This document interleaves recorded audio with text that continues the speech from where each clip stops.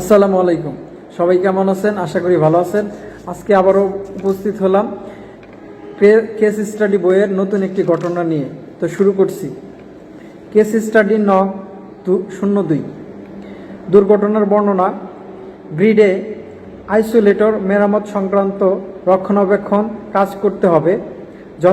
যথারীতি লোকবল সহ গ্রিডে যাওয়া হয়। এজন্য 33 কেবি ফিডার শাটডাউন গ্রহণ প্রয়োজন হয়। কন্ট্রোল রুমে শাটডাউন নিতে যাওয়া হয়েছে।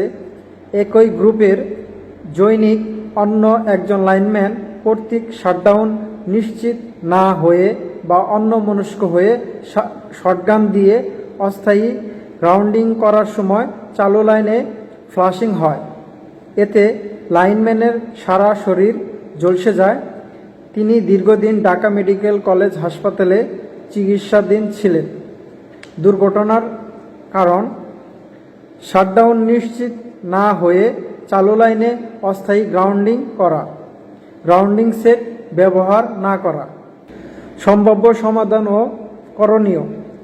নিরাপত্তায় সর্বপ্রথম কথাটি সবসময় মনে রাখতে হবে, শাটডাউন নিশ্চিত না হয়ে কোনো অবস্থাতেই অস্থায়ী গ্রাউন্ডিং স্থাপন বা লাইনে কাজ করা যাবে না।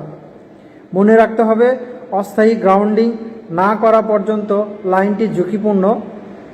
কাজ করার আগে অবশ্যই নিশ্চিত হতে হবে যে লাইনটি বন্ধ হয়েছে। ভোল্টেজ ইন্ডিকেটর দ্বারা বা ফাজিং টেস্ট করে লাইন বন্ধ হওয়া বা না হওয়ার বিষয়টি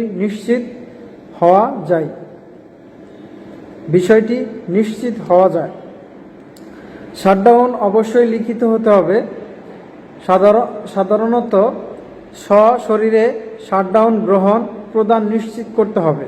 তবে সময়ের স্বল্পতার কারণে SMS এর মাধ্যমে শাটডাউন গ্রহণ ও প্রদান নিশ্চিত করা যেতে পারে।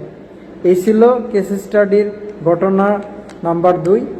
সবাই ভিডিওটি শেয়ার করে দিবেন, লাইক কমেন্টস করে আপনাদের মতামত জানাবেন এবং অন্যকে এই ঘটনাটি জানার জন্য সাহায্য করবেন আশা করি।